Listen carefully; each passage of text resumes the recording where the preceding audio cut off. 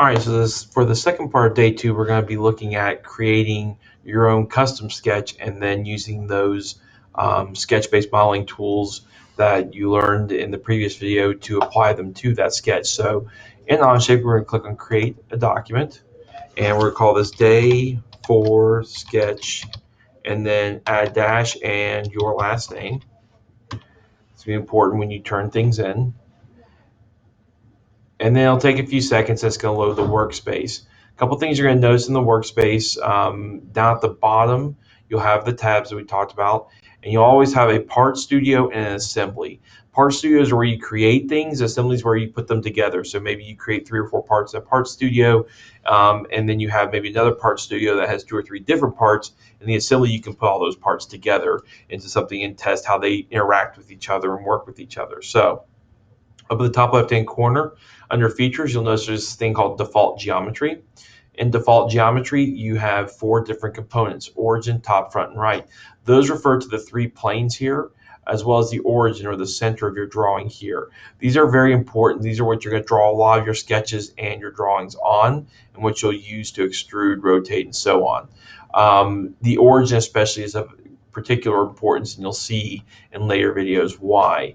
But those are 4 default geometry items that cannot change. So you can't get rid of the front plane. You can't move the front to the top or vice versa. So I can resize planes by clicking on them and dragging the corners. Oh, if I can get it there. I can resize the plane, but I can't just get rid of it altogether. So now what I want to do is create a sketch on the front plane. So I'm going to click on front here, or I could click on front here, and I'm going to click on sketch. Now, I can start drawing right here, but this is kind of hard to look at because I'm going to be drawing in 2 dimensions. So instead, just like a piece of paper, I want that facing flat towards me. I'm going to hit the letter N for normal, and that will bring me to normal view or flat facing the view.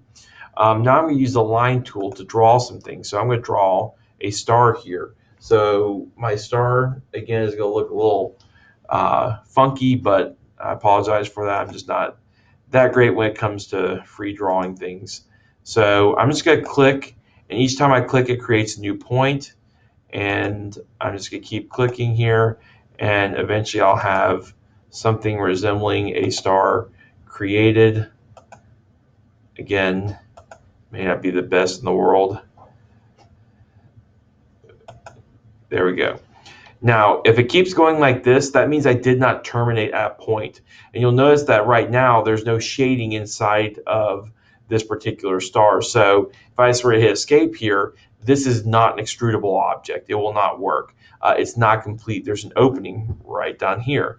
So instead, what I need to do is I need to make sure that this point ends with a point here. So let me go back a little bit. And I'm just hitting Control-Z to undo.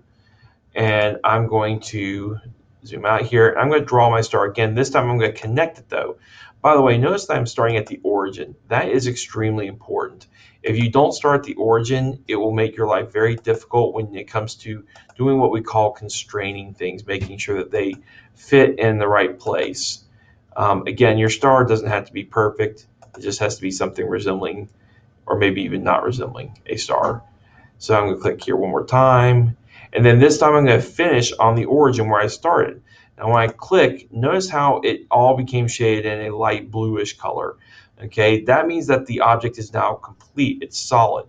There are no gaps or hidden points here where it won't fill in correctly when I create that 3-dimensional object. So you need to have that be the case. Now, if you create things like squares and circles, they by default are complete. So when you draw them, they'll be fine. But when you use that line tool, if your goal is to create a 3-dimensional object out of this, it has to be complete. So I'm done with my sketch. I'm going to hit the check button. And now you'll notice that that sketch is kind of grayed, but it's solid. And I'm still looking at this 2-dimensional view. So I'm going to click up here in this cube here and move it to a better view so I can see what it's going to look like when it goes 3 dimensions. So now what I'm going to do is I'm going to click on sketch 1 that I just created. I'm going to click on extrude, and you should see now your 3-dimensional view of it. Again, if I just right click, I can kind of drag around and see what it's going to look like.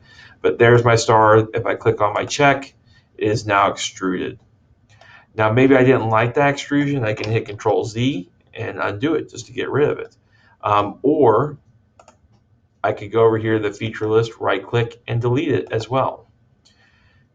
I can also select things individually based on clicking on them. So I selected that, now I've selected that line, now I selected this line just by clicking on them. So I actually have 3 things selected here. To deselect, I can just click off, or if I click on, if I click on a plane like that, I can click off, or if I click on here, and I click here, and I click here, then I can also right click and clear selection, and that will undo me selecting anything. So maybe I'm working here, I accidentally click a plane, I can just right click, clear selection, no longer selected. So that's how I can do some basic selection tools within this. But again, your document that you have created should have your sketch here extruded with a check.